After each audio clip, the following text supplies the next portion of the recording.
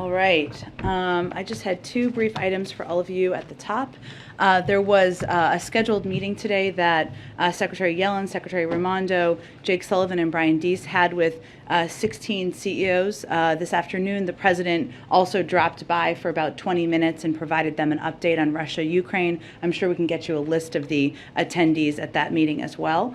Also wanted to note a number of you have asked about whether the president would be watching the hearings today. One scheduling note is the Quint call he had this morning was at exactly the same time as her opening statement, but he did request regular updates, or he has been requesting regular updates from members of the team on how the hearing is going. And he also called her last night to wish her good luck this week at the hearings. And I would also note that he's very grateful to Judge Thomas Griffith, as well as Lisa Fairfax, for introducing her today. So with that, I will stop. And Colleen, why don't you kick us off? Okay. So can you give us a readout of the call with the European leaders from earlier? Just sort of what was discussed, what happened, and then I have one other question. Absolutely. If you haven't already seen, there should be a readout going out shortly, but let me give you a few of the preview points of this call. During this call with President Macron of France, Chancellor Scholz of Germany, Prime Minister Draghi of Italy, and Prime Minister Boris Johnson of the United Kingdom, they discussed their serious concerns about Russia's brutal tactics in Ukraine, including its attacks on civilians. They underscored their continued support for Ukraine, including by providing security assistance to the brave Ukrainians who are defending their country from Russian aggression, and humanitarian assistance to the millions of Ukrainians who have fled the violence. They also reviewed recent diplomatic efforts in support of Ukraine's effort to reach a ceasefire. I would note the president will obviously see these leaders, a number of them in person, later this week. And this is a call with this group that he has already had a few times. And when he had the last call with them, I believe it was last week or the week before, it may have been last week, they talked about doing this on a regular basis, not necessarily because there is a big deliverable out of it, but just to keep an open line of communication as they're all continuing to respond to the brutal actions of President Putin in Ukraine. And then on the potential discussions with Ukrainian leaders and Russia, has the White House or has the president been in communication with Ukrainian leaders, with Zelensky on this? Has he given any sort of counseling on how to go about these talks with Russian leaders in the hope of ending the conflict? We are in touch with Ukrainian senior government officials every day. The president obviously has spoken with President Zelensky a number of times, as you all know, and we convey through all of those discussions that we support any diplomatic effort that they choose to take part in. The role that we feel we can play most effectively is by continuing to provide a broad range of security assistance, military assistance to them, as well as economic and humanitarian assistance to strengthen their hand in these negotiations. And what we always convey publicly and privately is that we're going to be watching closely their actions, not just what words they say. But we just continue to support their efforts and whatever decisions they make about choosing to engage diplomatically. Go ahead. President Zelensky said if those talks don't work out, it's World War III. Does the president agree? Without knowing more what President Zelensky means by that, I would say that our view and the president's view is that the way we need to avoid World War III is preventing the United States from having direct military involvement on the ground, and same on NATO direct involvement on the ground, and that the most effective role we can continue to play is by providing that extensive military assistance that we have been providing, economic and humanitarian assistance. So I can't assess, obviously, I know many of you will speak or hear more from President Zelensky soon, and I would expect he can speak more to what he meant by that. And related to that, does the president believe that President Zelensky owes him or other NATO leaders a check-in as these negotiations progress and as he may approach a final resolution? Meaning, does NATO or the president want either implied or soft veto power over whatever Zelensky might decide to do? Well, we support President Zelensky and Ukrainian leaders' decisions, ability to make their own decisions through the course of these negotiations. Now, obviously, if it involves something related to the United States or NATO, we're here to support, but of course we'd need to be engaged in that aspect of the discussion. One last thing. Yeah. On Face the Nation, the Chinese ambassador said China's position is for peace and that it's constantly doing everything it can to de-escalate. Do you agree with that? Well, what I would note. Is that a fair characterization of what China's doing? Well, what I would note also in the same interview, he failed to condemn the actions of President Putin. I'm sorry? He said it wouldn't make any difference. Do you agree with that? I think our view is that verbal condemnation of the actions of President Putin and the actions of Russian military is important and vital, and it's about what side of history you want to stand on at this point in time.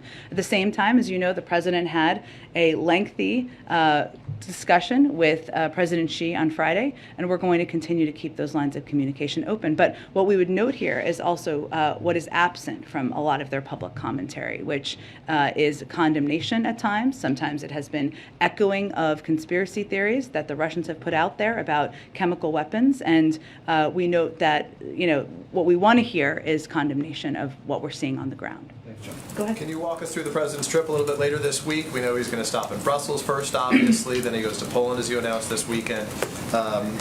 Will he see refugees? Will he deliver a speech? Are there deliverables? Can you walk us through what you can tell us? There will certainly be deliverables, as there always are on these trips. And there always are. We're still finalizing, believe it or not, the details of the trip and the specifics of what he'll be doing while he's in Poland. He, of course, will be seeing his counterpart there, and he will certainly thank him for the efforts and the work that Poland has done and the leaders have done there to welcome refugees, to get them settled in Poland for this time being, as devastating as the circumstances are. Jake Sullivan is going to be joining us here tomorrow, and hopefully by then we will have more specifics to lay out for all of you. But we're finalizing the details as we speak. Let me ask you about their assessments. We're hearing from NATO right now that some are saying that if we're not in a stalemate, we are rapidly approaching one. Does the U.S. have a position on if that appears to be the way this is heading, how that changes the sort of trajectory of this and what your view is? You mean in terms of the military situation on the ground? Well, here's what we've seen on the ground. We're seeing that, the Department of Defense has assessed, and I know they've done briefings in this regard, so let me echo this, that there certainly could be some morale issues of troops on the ground, that they are in a stalemate in the sense that they have not been making the level of progress or the pace of progress that they had hoped from the beginning. Now, obviously, things can change rapidly in conflicts, and so we are mindful of that as well. We're also seeing, obviously, over the course of the last couple of days, that fighting around Mariupol is fierce, but remains at this point isolated. It remains a high priority for Russia because it would provide President Putin with a land bridge to Crimea and cut off Ukrainian forces there from the rest of the country, provide the Russians with a new port. But the military situation elsewhere in Ukraine, according to our assessment, remains largely static. It doesn't mean that can't change. It's just an assessment as of this moment. Last quick one as it relates to Belarus right now. Some in NATO are saying that that Russia is preparing to potentially, or that Belarus is potentially preparing to let Russia position nuclear weapons on Belarusian soil. Does the U.S. have a message to the government of Belarus, and how would you view that escalation? Well, we don't have any confirmation of those reports or suggestions. Certainly that would be of concern to us, yes. Go ahead, Jackie. Thanks, Jen. In the past, you've said that domestic oil producers have the leases, resources that they need to ramp up production. Is there any thought about invoking the Defense Production Act when it comes to energy? Well, there are a range of ideas out there. That's one of them that a number of people have put forward. I would say that the Defense Production Act would mean giving government funding to companies or to purchase products. That's how it typically works, as you've seen it work with COVID supplies and otherwise. And we think they have the resources they need in order to expand their production. And then on government money and supplies, there are reports that the EU is seeking to stockpile iodine pills and nuclear protective gear amid an increased concern about a nuclear threat. and also looking for more ways to deal with potential biological and chemical attacks. Is the U.S. taking similar measures when it comes to these things, especially with iodine pills? Are we taking sort of the lessons learned from the pandemic and applying it to this challenge? Sure, Jackie, it's a good question. Let me check with our national security team and see if there's any details I can get into. We are always prepared, even as we aren't making predictions at this point in time. I don't have confirmation of that report about the Europeans, but I will check and see if there's more to report out to all of you. There are reports that China has fully militarized at least 3 islands in the disputed South China Sea with anti-ship, anti-aircraft missile systems, laser and jamming equipment, fighter jets, despite Beijing's promises not to turn these islands into military bases. What is our takeaway from that, and how are we responding to that? Well, Jackie, I don't have confirmation of that from here. I've certainly seen the reports. I would point you to the Department of Defense for any more specific analysis, but obviously any escalatory actions in the South China Sea would be of concern to us. And then one more on the White House assessment of global food insecurity Yeah. that's sort of coming out of all this in Sure. Ukraine. Is there any money that's going to be allocated to provide diesel fuel to Ukrainian farmers to try to mitigate some of this? Yeah, let me give you a couple of things on this, because there's been a lot of interesting reporting on this, and where the impacts are is a good question. While we're not expecting a food shortage here at home, we do anticipate that higher energy, fertilizer, wheat, and corn prices could impact the price of growing and purchasing critical food supplies for countries around the world. And early estimates from the World Bank suggest disproportionate impacts on low and middle income countries, including in Africa, the Middle East, and Southeast Asia. And Ukraine is a big exporter of fertilizer. So as it relates to even that need in the United States and other parts of the world, that's something that we're continuing to closely assess as well. But right now, to go back to the root of your question, we are working with our partners in the G7, multilateral development banks, the World Food Program, and the UN Food and Agriculture Organization to mitigate the impacts to poorer nations. So we are discussing what that looks like and how to mitigate the shortage on those growing and purchasing entities from impacting parts of the world that would be severely impacted, even if we're not. What kind of a timeline do we think we have to take some action on that before it becomes a really big problem? Well, there are active discussions now, and we're certainly mindful that even if we're not seeing an impact in this moment, that sometimes supply chain impacts can have having a lagging impact. So we're having discussions now with all of those partners. Those have been ongoing, so we can do everything we can to mitigate it in advance. Can I ask one question, just a reaction to the Israeli Prime Minister this weekend? He said on the JCPOA, unfortunately, we're seeing a determination to sign a nuclear deal at almost any cost, including saying that the biggest terrorist group in the world is not a terrorist organization. This is too steep a price. Can I get your reaction to that? Is that what we're saying by pursuing this deal? I would say we are in regular touch with our Israeli counterparts, including leaders. We don't have a deal yet. We're consulting with our allies and partners, including Israel, as we negotiate, and the president's going to make a decision on whether to re-enter the deal based on what's in the best interest of American security and strategic interests, including the security of our partners in regions like Israel. If and when we have a deal, I'm sure we can discuss more specifics. Go ahead. Thanks, Jen. We've now had a chance to hear from some of the Judiciary Committee members in this confirmation for Judge Jackson. Any thoughts on whether she will receive bipartisan support in her confirmation? Well, without being able to get into the minds of a range of Republican members, our view is that given she has been confirmed 3 times with bipartisan support, that she has extensive experience, that she has ruled in favor of Democrats and Republicans under leaders of both parties, that she certainly deserves that. But we will see what the outcome ends up being. And has the White House had any contact with Justice Thomas, given his hospitalization? Do you have any updates there? I'm not aware of any direct contacts. Of course, we wish him speedy recovery, and of course have thoughts out to his family. And just a quick follow-up on the NATO trip. Can you give us just a big picture of what would a successful NATO summit look like to the White House? What are we looking for to measure that? Sure. I mean, I think what's important to remember here from the beginning of the president's presidency, but also certainly over the last couple of months, is that unity has been front and center for the president in terms of what will make us successful over time. Unity with our European counterparts, unity among NATO, unity among the G7, and that doesn't happen by accident. And so coming out of this, what the president has is hoping to achieve is continued coordination and a unified response to the continued escalatory actions of President Putin. Go ahead. The U.S. Ambassador to the UN was asked about this weekend, but given the polls appear to be planning to put it on the table, some type of peacekeeping force idea, is there any feasible structure that the White House could support for something like that, or have you guys looked into the idea at all? Well, we of course will continue to work with Poland and other allies and partners in Europe to provide support for the Ukrainian people and help them defend their country against Russian aggression and provide relief to the people of Ukraine. And we will continue to impose severe consequences.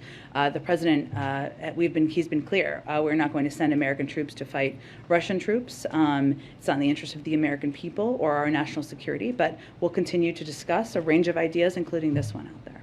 And then there's been kind of a reinvigoration in the EU of discussions about banning or sanctions on energy. Mm-hmm. Can you update us on what the efforts of the administration has been to kind of backfill, which would I think be a necessity if those actions were taken? Sure. Where do those stand at this point? Sure. In terms of engagements with global energy suppliers, those engagements are ongoing, and they are led in part by Amos Hochstein. Brett McGurk has been involved in many of them. Other members of our national security team and National Economic Council, and we are continuing to discuss with a range of large global suppliers how we can meet the demand in the market out there. We also are continuing to look at domestic options and what those may look like to help ease the burden on the American public. I wish I had more specifics for you, but I don't have anything more to read out for you at this point in time. Go ahead. Thank you, Jen.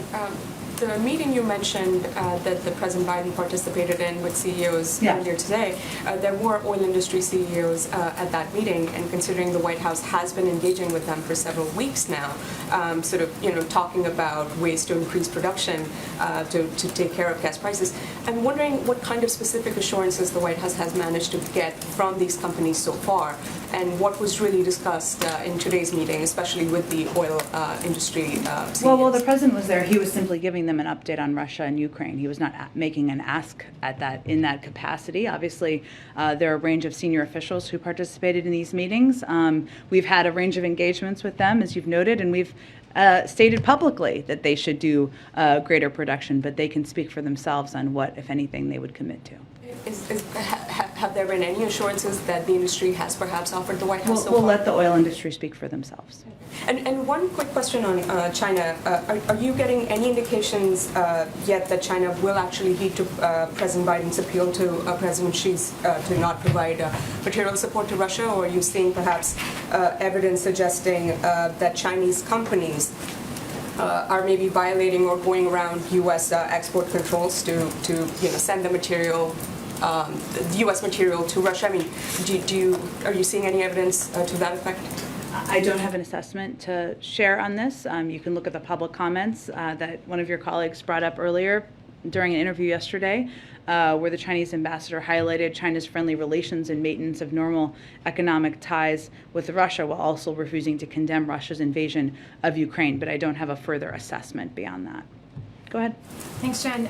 The Russian Foreign Ministry summoned Ambassador Sullivan to the Ministry in Moscow and warned that U.S.-Russian relations are on the verge of rupture. Said the president's comments calling Putin a war criminal were unworthy of a statesman of such high rank. Does the White House have any response to this? And is there any concern about the warning that they're going to respond with a decisive and firm response? I'm not sure the last part. I'm not sure what you mean by that. They warned of a decisive and firm response. Okay, well, I would say that Ambassador Sullivan did meet with Russian government officials today. I believe the State Department also confirmed. While we don't provide extensive details in general of these type of diplomatic conversations, I can confirm for you that during that meeting, he repeatedly asked for consular access to American citizen detainees, who have been improperly improperly denied access for months in some cases. We find this completely unacceptable. As it relates to their comments or their calling of him in, I think it's important to remind everyone that it is Russia who is carrying out an unprovoked and unjustified war on Ukraine. We're seeing clear evidence that they are intentionally targeting civilians and committing indiscriminate attacks. And President's comments speak to the horror of the brutality that Russia and President Putin are inflicting. So they are in control of their own, the global perception of them is based on their actions. And one quick other one. Yeah, go ahead. So you mentioned that the president spoke to Judge Brown Jackson last night. Is there any other details you can share just about how she's been preparing for the hearings, who's been involved in the practice sections? Sure. I mean, I had outlined for you guys a couple of weeks ago some of the members of her team who played a role in preparing her, of course, whether it was Dana Remus or Senator Jones and Ben LaBolt, Mignon Moore, others who have been playing a role in preparing her for the hearings. I would note, which won't surprise anyone, given her credentials, she began preparing and studying and getting ready for these hearings as soon as she was nominated. I would note that also over the course of the last few weeks, she's also met with every single member of the Judiciary Committee and then several more members beyond that. So she has been both meeting and preparing for the last few weeks ever since she was nominated with the team internally and externally that we had announced just a few weeks ago. Go ahead, Zolan. Does the administration expect to discuss the Poland's offer on the MiG fighter jets at this point, or is the stance that the Pentagon has made the decision clear at that point and this won't be a subject in anticipation of the president's trip to Poland? And then secondly, during the vice president's trip to Poland, the Polish leaders at that point said one ask that they had in that bilateral was to expedite the processing of Ukrainian refugees who have relatives in the United States. Yeah. Is the administration expecting to oblige on that request or meet halfway in any way? So I would say that, well, we have done our own assessment here on the Polish jets based on a couple of factors that the military, as you noted, Zolan, has outlined, including what's most effective in fighting this war on the ground, the risk assessment of what would be escalatory, and also the fact that the Ukrainians have a number of squadrons that they can utilize. But if Poland, if they want to raise this, these conversations, these diplomatic conversations are two ways, right? And we'll, of course, read out their meeting once it is complete. So we'll see what they raise in that meeting. In terms of refugees, we have taken a number of steps, and we do, part of what the president wants to do is thank President Duda for the efforts of Poland in welcoming refugees and talk about what we can do to continue to provide support. Now, to date, that has been largely financial support, humanitarian support, even as we granted temporary protected status, and also, just a few weeks ago. But what we are doing, continuing to assess, is if there are Ukrainian nationals who are not able to remain safely in Europe and for whom resettlement in the United States is a better option, we are continuing to work with UNHCR and the EU to consider that. And that might require, because typically individuals who are seeking refugee status have to go to a third country. So that's something we're looking at and assessing. And we're also, UNHCR, the UN Refugee Agency, is working with the State Department and many resettlement partners on our overseas posts to determine whether Ukrainian nationals and others who have fled Ukraine, whether there's more we can do beyond the humanitarian assistance that we are providing. So I'm certain will be a point of discussion. We are having ongoing discussions internally about what more we can do to welcome refugees. Specifically, the thing that's different about that process that the administration is looking at is allowing Ukrainians to basically finish the refugee process in that same country that they would receive a UNHCR referral? That's part of the discussion is what can be done if Ukrainian nationals are not able to remain safely in Europe, for example, and for whom resettlement in the United States would be a better option for a range of reasons. The State Department is discussing with UNHCR and the EU how to consider them, what would be required for that process. But this is an ongoing discussion internally, and I'm certain it will be a part of the discussion, to go back to your original question, with President Duda as well this weekend. Go ahead, Matt. Thanks, Jen. You had written on Twitter that the president did not plan to go to Ukraine on his trip. Given that the prime ministers of Poland, Slovenia, and the Czech Republic visited Kyiv last week, and that President Zelensky was urging others to do the same, can you talk a little bit about whether President Biden had explored going to Ukraine at all, if he was asked to, and sort of what considerations went into the factors either way? Sure. We have not explored that option. I tweeted I guess I should say, because there was some confusion about this question, and we did not want to leave that out there as an unanswered question. But certainly, any president of the United States traveling into a war zone requires not only security considerations, but also an enormous amount of resources on the ground, which is always a factor for us as we make considerations. But also the president felt, and our national security team felt, that he could have the most effective and impactful trip by convening these meetings with NATO leaders, the G7, the EU, and Brussels to determine both continued military coordination, humanitarian and economic coordination, as well as by going to visit Poland right next door to talk about everything from refugees, refugee assistance, and continued assistance we can all provide together. So it was a decision made about what would be most effective on the trip. And then I just wanted to follow up quickly. You had said earlier that the president was unable to watch the opening statement of the judge in the Supreme Court hearings. He was on with the Quint.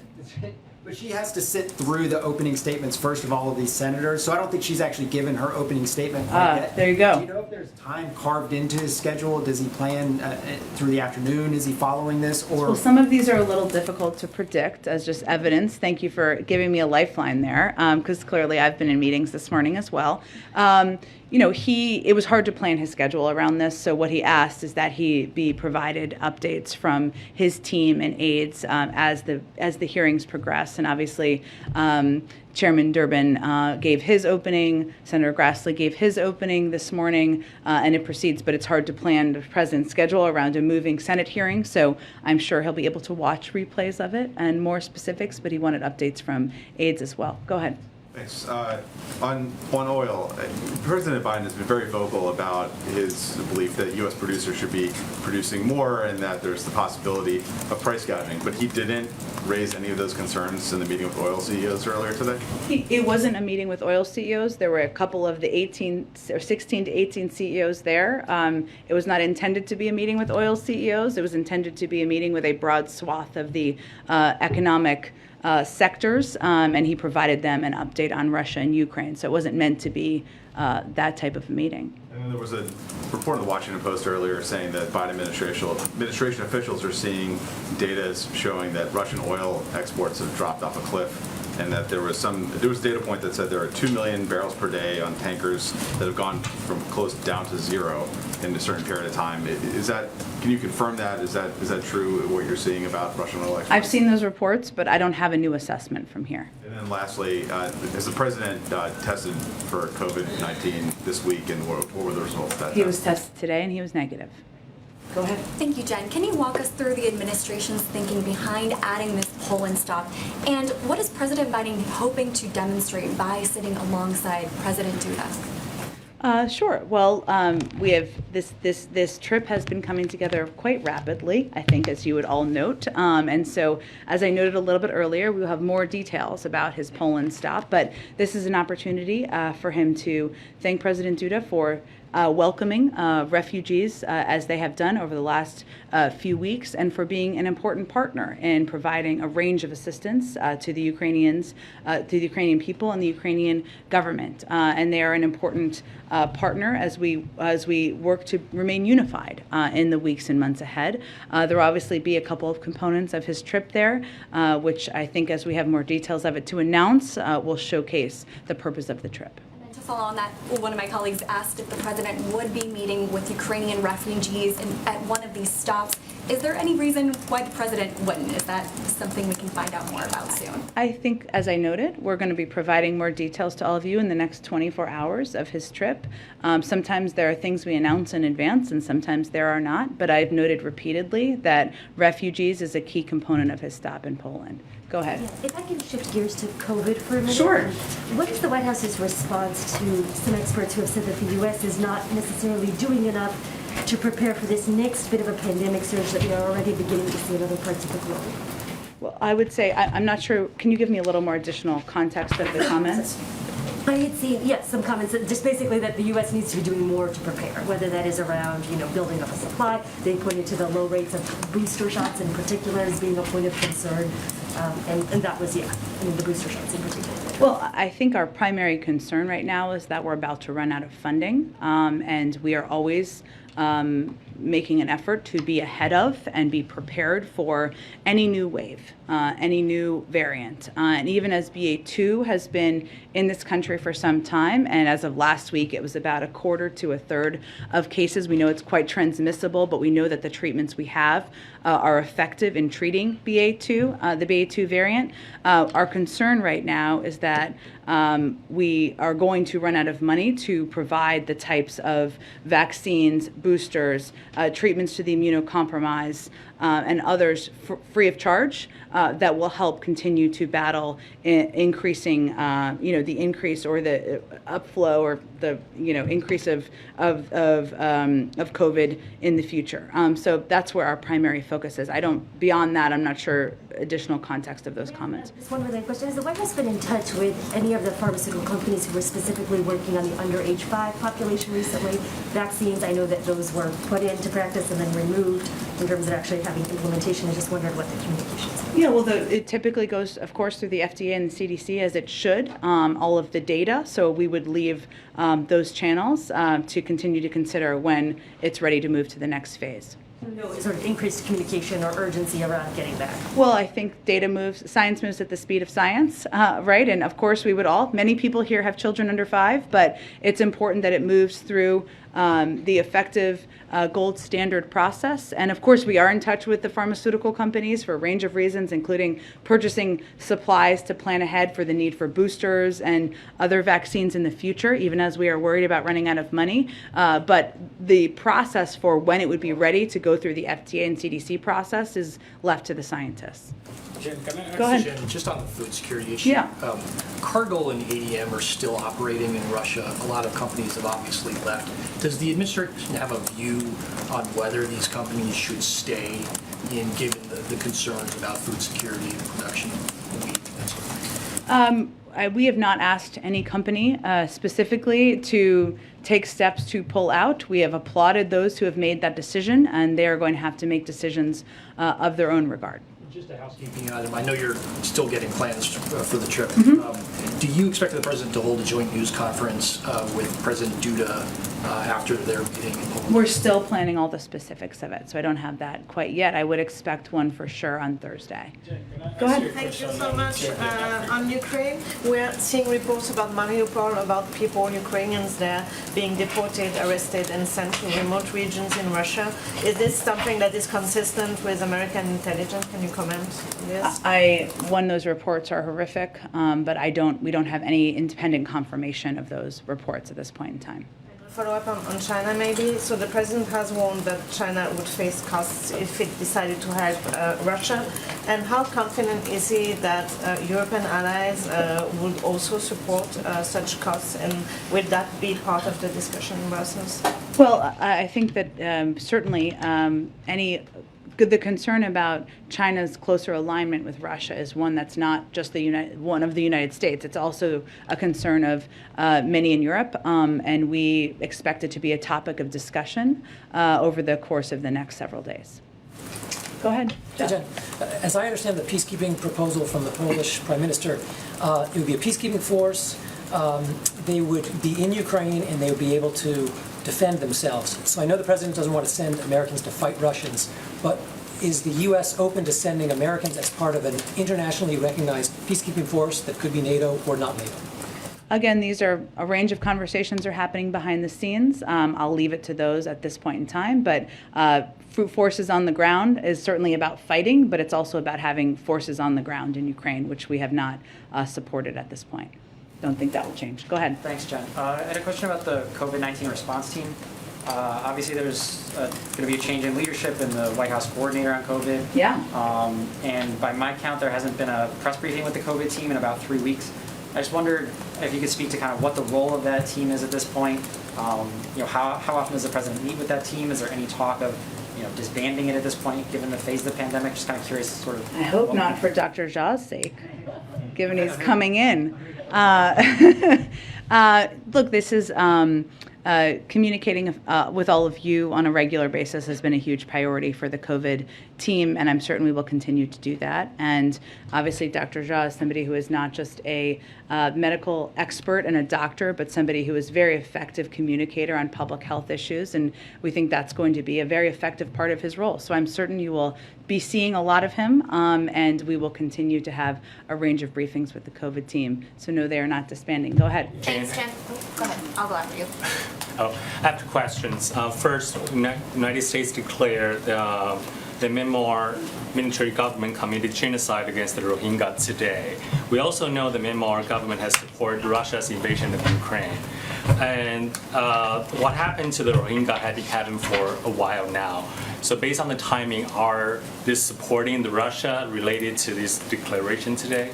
Well, let me say, for those of you who haven't, I know you've been following this closely, but for those of you who have not, following a rigorous factual and legal analysis, the Secretary of State determined that members of the Burmese military committed genocide and crimes against humanity against Rohingya. His announcement at the U.S. Holocaust Memorial Museum emphasizes, especially to victims and survivors, that the United States recognizes the gravity of these crimes. He also announced nearly $1 million for the independent investigative mechanism for Myanmar to support its mandate to investigate, collect, preserve, and analyze evidence of the most serious international crimes in Burma since 2011. I would note that our view is that shining a light on the crimes of Burma's military will increase international pressure, make it harder for them to commit further abuses. But this has been, as you know, we're going to have long face discrimination, but subject to exclusionary policies, and this has been a lengthy review process at the State Department to come to this conclusion unrelated to current events. Second question is, we're talking about the communication with China, including President Biden's call with President Xi last week. Besides the consequences China might face if it adds Russia, does the United States also tells China what would happen to Russia right now, well, or might also happen to China if it invades U.S. allies and partners in the Pacific region, such as Taiwan? During this call, which was largely focused on Russia's invasion of Ukraine, the president also reiterated his support for the Taiwan Relations Act and the One China policy based on the Taiwan Relations Act, and he made clear that we remain opposed to any unilateral changes to the status quo across the Taiwan Strait, and that we have concerns about Beijing's coercive and provocative actions. So that was the other topic that was discussed at the during the call. Go ahead. Thanks, Jen. Oh, and then we'll go. Okay, go ahead. Has the United States looked to up sanctions on Russia? And given Russia's history of assassinating dissidents, giving sanctuary to U.S.-designated terrorist organizations, would the U.S. consider labeling Russia a state sponsor of terrorism? I don't have any assessment of that at this point in time. Obviously, we're continuing to look at the actions on the ground and the actions of leaders. Go ahead. Thank you. Two immigration questions for you. First, I wanted to confirm whether the administration supports an Afghan Adjustment Act. That's potential legislation that would secure permanent status for those thousands of evacuees that are here. It would go beyond, obviously, the TPS designation last week, which is 18 months. Sure, I'd have to check with our Department of Homeland Security. Obviously, we just announced temporary protected status last week, and we're continuing to assess and consider a range of ways to welcome and our Afghan partners. Just quickly, it's been 2 years since President Trump implemented Title 42. There are protests outside the White House today. Democrats are now actively calling for it to end. COVID cases are low. Is the administration at least preparing for the possibility that this could end, and how so? Sure. There are timelines, including, I think, upcoming in April, on when it continues to be reconsidered. And those discussions happen among the health experts from the CDC and other medical experts within the administration. And you always have to prepare, because if they make that decision, there would be an implementation that would be in part led by the Department of Homeland Security and others that you have to plan for. Include in preparing for a large influx of migrants at the border specifically? Well, certainly that would be part of it if and when the CDC makes that determination. Okay, thanks everyone. We'll have Jake here tomorrow. Lots of questions I'm sure you have. Thank you, everyone. Thank you.